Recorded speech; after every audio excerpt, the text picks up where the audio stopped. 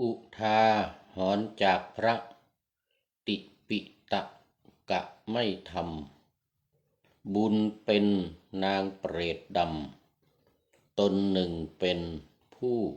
เปลือยกายพระสารีบุตรถามนางเปรตดำตนหนึ่งในที่หนึ่งว่าเธอได้เป็นเปรตผู้เปลือยกายมีรูปร่างน่าเกลียดช่างผอมสะพรั่งในที่นี้เต็มไปด้วยเอ็นมีแต่ซี่โครงเธอเป็นใครนางเปรตนั้นตอบว่าข้าแต่ท่านผู้สดใสดิฉันเป็นเปรตในยมโลกเพราะได้ทำกรรมอันชั่วช้าไว้จึงจากไปโลกเปรตดำพระสารีบุตรถามว่าเธอทำกรรมอะไรทางกายหรือวาจาจึงได้มาสู่เปรตได้เพราะผลแห่งกรรมใดจึงเปลือยกายล่อนจ้อนเลยขอถวายความนอบน้อมแด่พระรัตนตรัยมีพระพุทธเจ้าเป็นต้น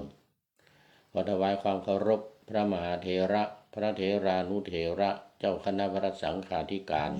ทั่วโลก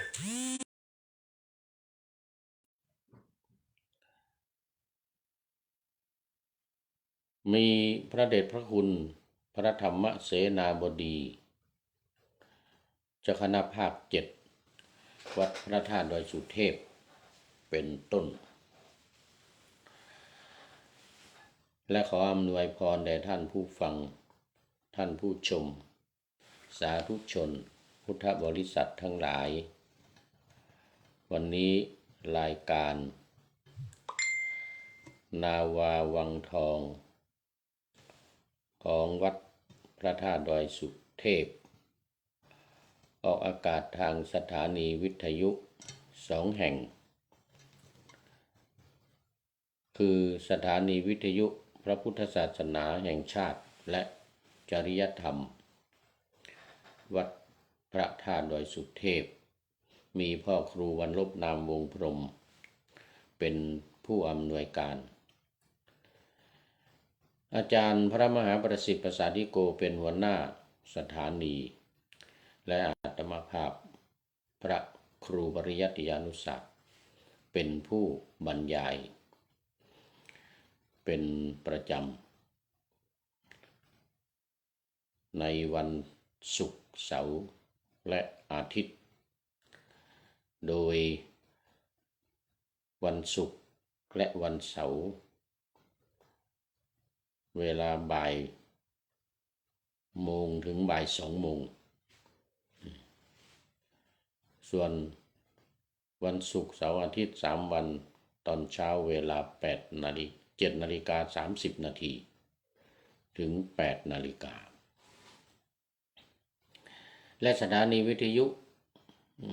เพื่อการศึกษาพระพุทธศาสนาและวัฒนธรรมวัดฝายหินตำบลสุเทพอำเภอเมืองจังหวัดเชียงใหม่มีท่านพระครูสมุวิสุวัฒน์วรกิจโจเป็นผู้อำนวยการรบกวนเหลือเกินใครก็ไม่รู้โทรมาต้องขออภัย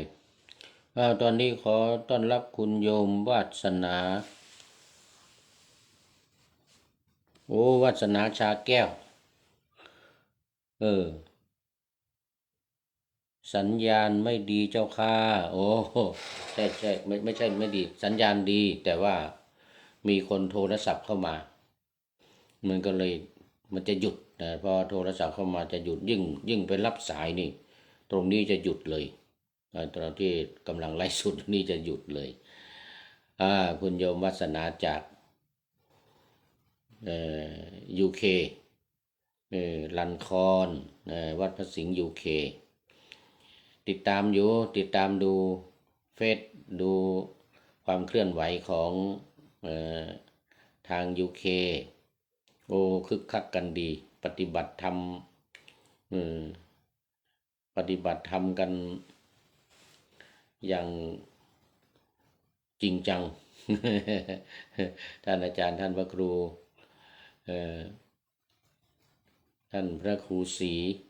สิงหกิจวิเทศหรือท่านอาจารย์พระมหาธีรศักดิ์เราก็นำปฏิบัติ โอ้ดีมากดีมากสาธุค่ามานะโยมในฤดูการเข้าพรรษานี่ก็คงจะคึกคักกันดีตลอดแต่ว่าที่เอสโตเนียนี่ต้องเลื่อนการเข้าพรรษาไปในเดือนธันวาถึงเดือนมีนาคมต้นเดือนมีนาคมปีหน้า เอาตามความลำบากตามความไม่สะดวกเหมือนสมัยพุทธกาลที่พระพุทธองค์บัญญัติวินัยให้จำพรรษากันเนี่ยก็เพราะว่ามีความไม่สะดวกฤดูฝนที่เอสโตเนียนี่ฤดูฝนมันมีตลอดปีและตอนนั้นเนี่ยมันหนักในช่วงธันวามกรากุมภานี่นะมีฝนส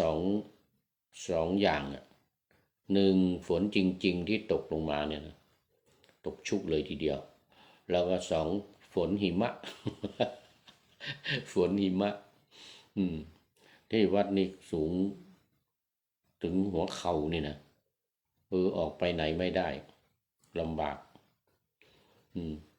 สิ่งของอะไรต่างๆอาหารการกินต้อง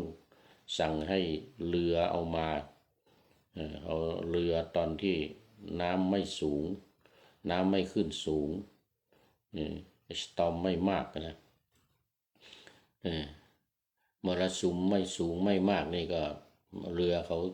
จะเอาเข้ามาได้ต้องลำบากในเรื่องของการเข้าการออกที่เกาะนี้ที่วัดเนี่ยวัดโพธิศูนย์ปฏิบัติธรรมวัดพระธาตุดอยสุเทพนี่นะเอาเข้าออกลำบากตอนนั้นนี่หนาวก็หนาวแล้วก็ฝนก็มีตกหนักหิมะก็ตกหนัก ก็เลยเลื่อนไปจำพรรษามีหลายวัดในยุโรปเนี่ยในยุโรปมีหลายวัดที่เลื่อนการจำพรรษาไปเดือนธันวาเพราะความไม่สะดวกในช่วงนี้ก็ยังพอดีอยู่ถึงแม้ว่าจะเป็นหน้าฝนบ้านเราแต่ว่าที่นี่ตกนิดหน่อยแล้วก็มีแสงแดดจ้าอยู่สะดวกสบายโมทนากับคุณโยมวัสนาชาแก้วเป็นอย่างยิ่ง ตอนนี้ยังไม่ดึกเนาะท่าที่เรานี่ยังไม่ดึกของ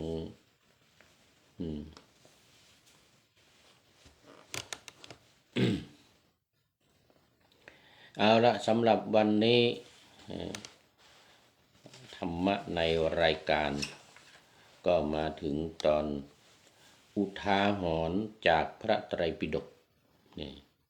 เรื่องการไม่ทำบุญเกิดเป็นนางเปรตทำไม่ทำบุญที่เกิดเป็นนางเปรตเหมือนที่ป่าหน้าธรรมาสไว้ว่าอุทาหรณ์จากพระติปิตกะไม่ทำบุญเป็นนางเปรตดำตนหนึ่งเป็นผู้เปลือยกายพระสารีบุตรถามนางเปรตดำตนหนึ่งในที่หนึ่งว่าเธอได้ เป็นเปรตผู้เปลือยกายมี รูปร่างน่าเกลียดชังผอมสะพรั่งในที่นี้ เต็มไปด้วยเอ็นมีแต่ซี่โครงเธอเป็นใคร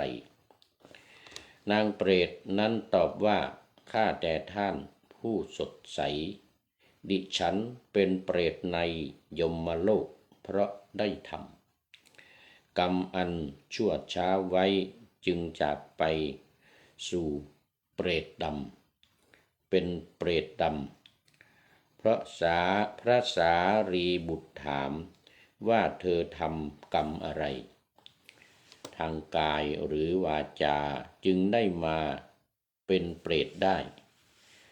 เพราะผลแห่งกรรมใดจึงเปลือยกายล่อนจ้อนเลย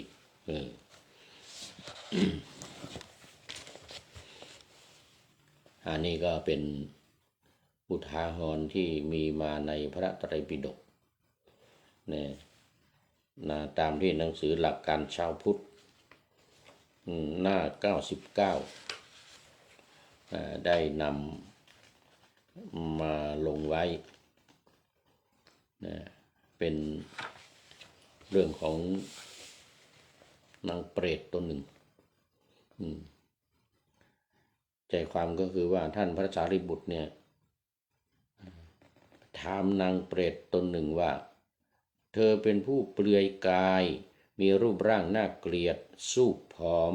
สะพรั่งไปด้วยเส้นเอ็น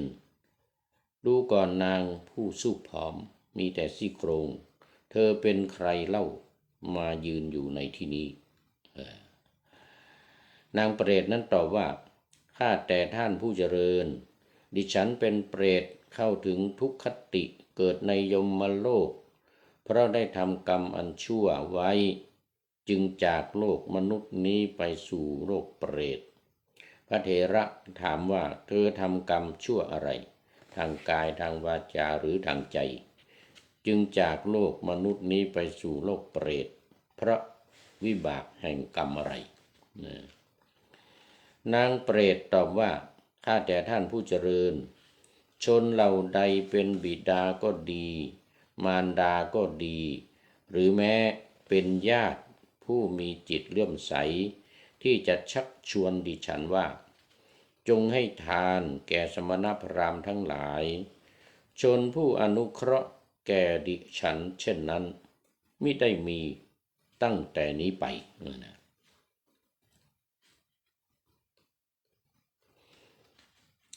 ดิฉันจึงเป็นเปรตเปลือยกายถูกความหิวและความกระหายเบียดเบียนเที่ยวไปเช่นนี้ตลอด500 ปีนี่เป็นผลแห่งบาปกรรมของดิฉันข้าแต่พระคุณเจ้าดิฉันมีจิตเลื่อมใสจึงขอไหว้ท่านข้าแต่ท่านผู้แกล้วกล้าผู้มีอานุภาพมากขอท่านอนุเคราะห์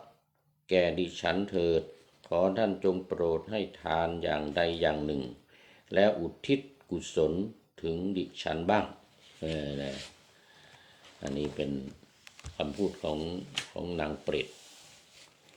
ท่านพระสารีบุตรเถระผู้มีใจอนุเคราะห์รับคำของนางเปรตแล้วจึงถวายข้าว1 คำผ้า1 ผืนประมาณเท่าฝ่ามือและน้ำดื่ม1 ขันแก่ภิกษุรูปหนึ่งแล้วอุทิศส่วนบุญไปให้นางเปรตพอพระสารีบุตรเถระอุทิศส่วนบุญไปให้ข้าวน้ำและเครื่องนุ่งห่มก็บังเกิดขึ้นแก่นางเปรตทันทีนี่เป็นผลแห่งทักขินาคือการอุทิศการอุทิศบุญกุศลเรื่องนี้ก็เป็นเรื่องที่เพิ่มเติมเข้ามาเนื่องจากว่าก่อนหน้านี้ได้พูดถึงเรื่องของการอุทิศบุญกุศลที่เราได้ทำมาให้แก่เจ้ากรรมนายเวรให้แก่ผีสางนางไม้เทวดาที่เรียกว่าในหนังสือนี้เขาเรียกว่าชาวทิพย์ เนี่ยเรียกว่าชาวทิพย์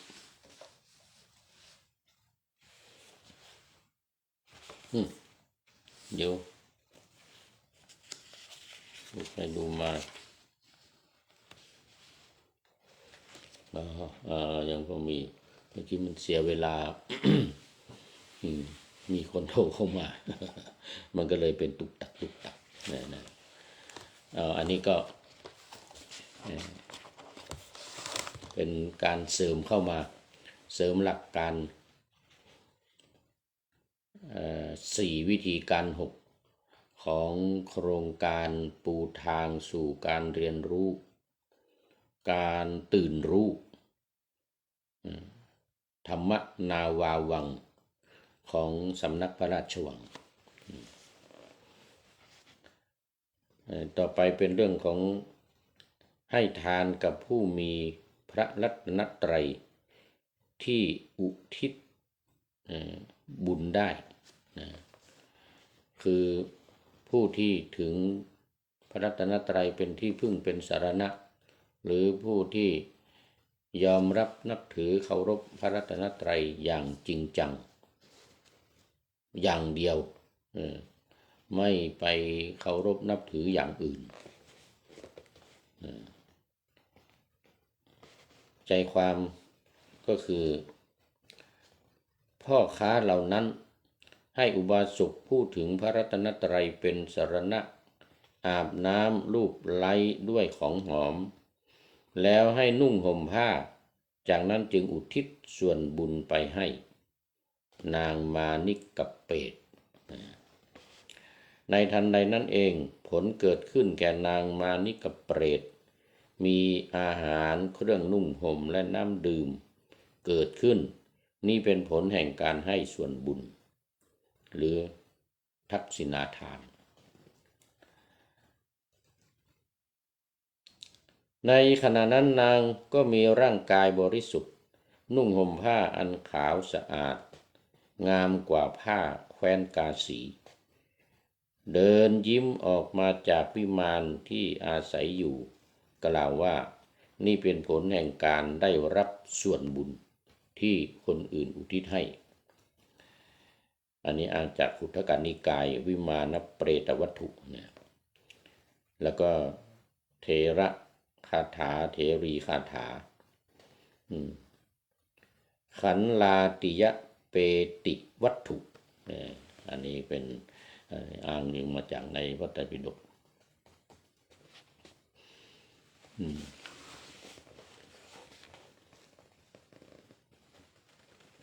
ต่อไปเป็นการให้ทานตามการ5 ประการ 1. ผู้ให้ย่อมให้ทานแก่ผู้มาสู่ถิ่นของตนอันนี้หมายถึงทายกนะทายกทายิกาหรืออุบาสกอุบาสิกาก็มีใครมาพระมาหรือผู้ที่จะรับทานเป็นขอทานหรือว่าเป็นคนเดินทางไกลถ้าเข้ามาสู่ในที่อยู่ที่สำนักของตนในถิ่นของตนเช่นในหมู่บ้านอย่างเงี้ยแล้วก็มีพระมาบิณฑบาตมีพระมาบิณฑบาตหรือมีพระมาอยู่ที่ใดที่หนึ่งในถิ่นนั้นหรือว่ามีคนขอทานหรือมีคนเดินทางไกลผ่านมาอย่างเงี้ยพอมาถึงถิ่นของเราแล้วก็ต้องคอยดูแลให้ทานอย่างใดอย่างหนึ่งยิ่งเป็นพระก็ยิ่งต้องให้ความช่วยเหลือ 2. ผู้ให้ย่อมให้ทานแก่ผู้เตรียมจะไปนี่คือการเตรียมจะออกเดินทางโดยเฉพาะสมัยก่อนนั้นจะมีพระหลังจากออกพรรษาแล้วเนี่ยก็จะเข้าป่าหรือจะไปจาริกแสวงบุญจะไปโน่นมานี่แม้แต่ว่าไปรับกิจนิมนต์รับกิจนิมนต์แล้วไปในที่กิจนิมนต์อะไรอย่างนี้นะเวลาจะเดินทางเนี่ยก็ ต้องดูว่าดูอำนวยความสะดวกแก่ท่านแก่ผู้นั้นผู้กำลังจะเดินทางไปเป็นค่ารถค่าอาหารการกินหรือค่าเดินทางอะไรต่างๆค่าใช้จ่ายใช้สอยอะไรอันนี้เรียกว่าเป็นประเภทที่สอง3ผู้ให้ย่อมให้ทานในคราวข้าวแพงหรือในฤดูกาลที่ข้าวยากหมากแพงก็ต้องคอยให้อุปถัมภ์บำรุงไม่ใช่เฉพาะพระอย่างเดียวนะฆราวาสหรือใครที่ตกทุกข์ได้ยากก็มาโดนในภาวะข้าวยากหมากแพงซะอีกนี่เลยข้าวแพงราคาแพงยิ่งมาโดนในสมัยที่ประธานาธิบดีของอเมริกาขึ้นภาษีเดี๋ยวนี้เดือดร้อนกันมากเลยในสหรัฐอเมริกาสิ่งของที่ส่งไปจากเมืองไทยจากราคา10 บาทนี่นะเอาง่ายๆ1 บาทเนี่ยนะต้องเพิ่มไปอีก36เป็นราคา37 บาทนี่แล้วถ้า10ก็ต้องคูณเข้าไปคูณเข้าไปเป็น100เป็น200 300 360อย่างน้อยแล้วเนี่ยอย่างนี้เป็นต้นในยุคที่ในเวลาที่ของแพงสินค้าแพงเพราะโดน reciprocal tariff reciprocal tariff เป็นภาษีศุลกากร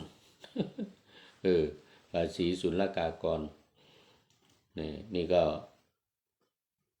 เห็นว่าเนี่ยบ่นกันใหญ่เลยตอนนี้ในสหรัฐอเมริกาเพราะว่าของที่ส่งไปพอถึงด่านเขาจะต้องเก็บภาษีละ36%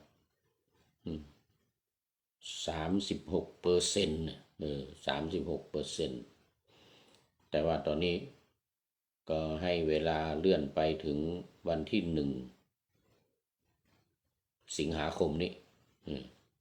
ให้ไปเจรจาต่อรองพูดคุยจะลดลงอย่างไร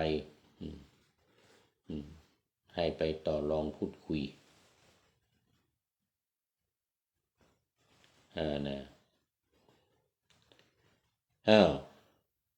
4ผู้ให้ย่อมให้ข้าวใหม่แก่ผู้มีศีลอันนี้จำเพาะเจาะจงลงไปในบุคคลผู้มีศีลธรรมไม่ว่าจะเป็นฆราวาสหรือเป็นพระถ้าเป็นฆราวาสญาติโยมเนี่ยผู้มีถือศีล5บริสุทธิ์ถือศีล8บริสุทธิ์เป็นสามเณรถือศีล10บริสุทธิ์เป็นพระก็ศีล227เป็นภิกษุณีก็311อย่างเงี้ยอันนี้เรียกว่าไปเลือกให้แก่คนที่มีศีล5ผู้ให้ย่อมให้ผลไม้ใหม่แก่ผู้มีศีลอันนี้เจาะจงลงไปเรื่องผลไม้เมื่อกี้นี้ข้าวใหม่ข้าวใหม่ก็คือข้าวที่เก็บเกี่ยวมาใหม่ๆทางบ้านเราก็คือเดือน4เพ็งในช่วงเดือน3เป็นฤดูเก็บเกี่ยวพอได้เข้ามาแล้วเนี่ยของใหม่ก็ยังไม่กินก็เอาไปทำบุญเอาไปถวายทานก่อนส่วนผลไม้ก็เหมือนกันตามฤดูกาลนี้มีมะม่วงเหรอฤดูกาลนี้มีอะไร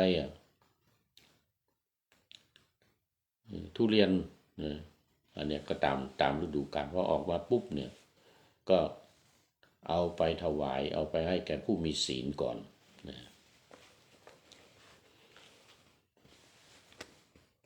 ดูก่อนภิกษุทั้งหลายการละทาน5 ประการนี้แลผู้มีปัญญารู้ความประสงค์ ปราศจากความตระหนี่ย่อมให้ทานในการที่ควรให้เพราะว่าผู้ให้ทานตามการในพระอริยเจ้าทั้งหลายผู้ปฏิบัติซื่อตรงขอไปซื่อตรงผู้มีใจคงที่เป็นผู้มีใจผ่องใสผลของการให้จึงจะไพบูลย์ชนเราใดอนุโมทนาหรือช่วยเหลือในทักษิณาทานนั้นทักษิณาทานย่อมเป็นผลย่อมมีผลไม่บกพร่องเพราะการอนุโมทนาหรือช่วยเหลือนั้นผู้อนุโมทนาหรือช่วยเหลือย่อมเป็นผู้มีส่วนแห่งบุญเพราะฉะนั้นผู้มีจิตไม่ท้อถอยจึงควรให้ทานในที่ที่มีผลมากบุญทั้งหลายย่อมเป็นที่พึ่งของสัตว์ทั้งหลายในโลกหน้าอันนี้อ้างอิงจากอังคุตรนิกายปัญจกนิบาตแล้วก็ถึงฉักกนิบาตนิบาตที่5ที่6ในกาลทานสูตรอันนี้จากพระไตรปิฎกก็นี่ก็เป็นในเรื่องของการให้ทานวันนี้นี่ก็มีการให้ทานกับผู้มีพระรัตนตรัยแล้วก็2การให้ทานกับผู้มีศีลเป็นหลักสำคัญส่วนคนที่มาสู่ถิ่นหรือคนจะไปจากถิ่นหรือข้าวยากหมากแพงนั่นก็เป็นกรณีพิเศษเพราะว่าไม่ได้มีอยู่เรื่อยๆไม่ได้มีเป็นประจำเอาละวันนี้ก็มีในเมืองไทยตอนนี้มันดึกตี 1แล้วตี 1:37 นาทีเมื่อเริ่มรายการเมื่อกี้ก็ตี 1:05 นาทีนะโอ้10 นาทีนี่ตี 1:10 นาทีอ๋อตอนนี้ยังมีเวลาตี 1:10 นาทีดังนั้นดูผิด ดูผิดไปหน่อยสรุปเนื้อหาสาระในวันนี้นะก็คืออุทาหรณ์จากคนไม่ทำบุญก็ไปเกิดเป็นนางเปรตอันนี้อยู่ในพระไตรปิฎกอยู่ในพระไตรปิฎกพุทธกนิกายวิมานนวัตถุเปตวัตถุก็คือเรื่องของเปรตเรื่องของวิมานของเทวดาเถระคาถาเถรีคาถาขันลาติยะเปติวัตถุขันลาติยะเปติวัตถุแล้วก็ในส่วนอันนี้เป็นเรื่องของการนี่เรื่องพระรัตนตรัยผู้มีพระรัตนตรัยส่วนการให้ทาน5ประการนี้อยู่ในอังคุตรนิกายปัญจกนิบาตฉักกนิบาตกาลทานสูตรโดยเฉพาะเลย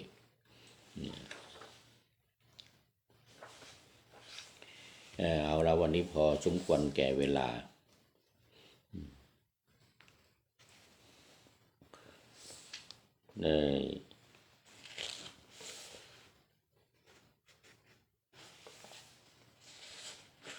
ธรรมะในรายการนาวาวังทองซึ่งสืบทอดมาจากโครงการปูทางสู่การตื่นรู้ธรรมะนาวาวังของสำนักพระราชวังซึ่งประกอบด้วยหลักการ4วิธีการ6อันนี้ก็ได้พยายามย้ำอยู่เรื่อยๆว่าหลักการ4ก็คือ1ถึงพระรัตนตรัยท่องบทต่างๆคือ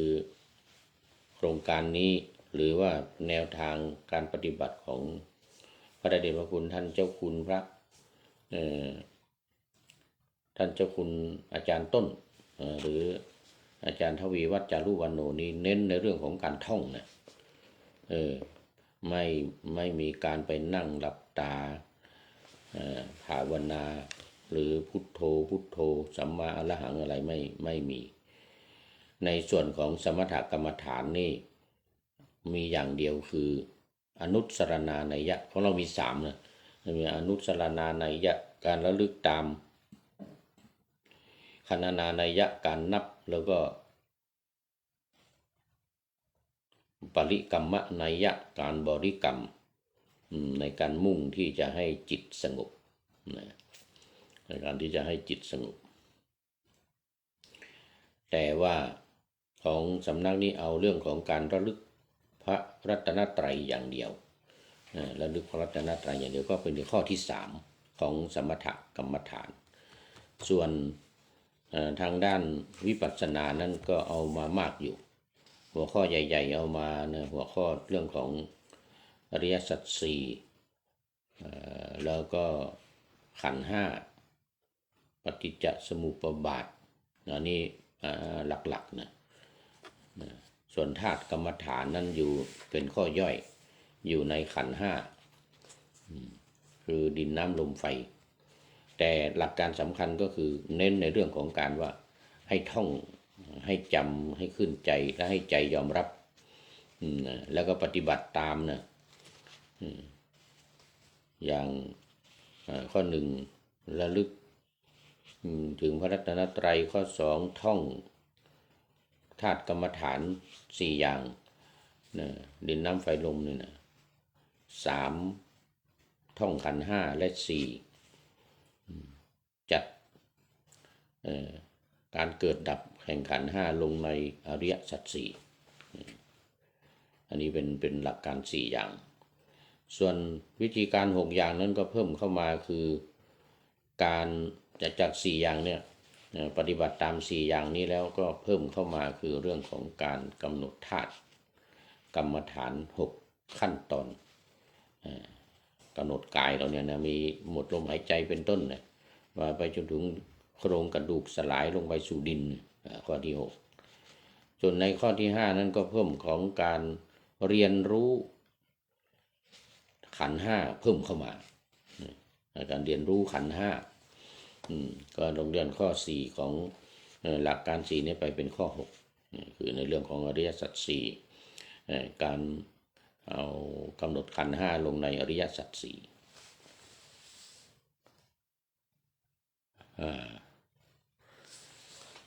เอาละตอนนี้คุณโยมวัสนาชาแก้วก็เป็นท่านสุดเข้ามาเป็นท่านแรกก็เป็นท่านสุดท้ายเพราะว่าตอนนี้มันดึกแล้ว โมทนาเป็นอย่างยิ่งนะขอนำนาวาวังทองไปก่อนแล้วจะย้อนมาใหม่ในวันหน้าคือวันพุธศุกร์เสาร์อาทิตย์ตามตารางเวลาที่วางอยู่ข้างในเป็นธรรมะจากพระราชวังเป็นนาวาโด่งดังสว่างไสวเป็นทองคำล้ำค่ากว่าสิ่งใดชุบชีวิตจิตใจให้ใสงามขอเชิญท่านทั้งหลายนำไปท่องตามคุณของพระรัตน3พุทโธเมนาโถธัมโมตามสังโฆเมนาโถยามภาวนาว่าบ่อยๆซ้ำๆจำในจิตจนมันติดในใจไม่หายหน้านอนนั่งยืนเดินจำทุกเวลาตั้งแต่ตื่นขึ้นมาถึงหลับไปขอทุกท่านได้ผลจากปฏิบัติได้กำจัดความทุกข์พบสุขใสพลันปลอดโปร่งโล่งสบายทั้งกายใจอยู่ที่ใดใจสงบพบนิพพานขอเจริญพร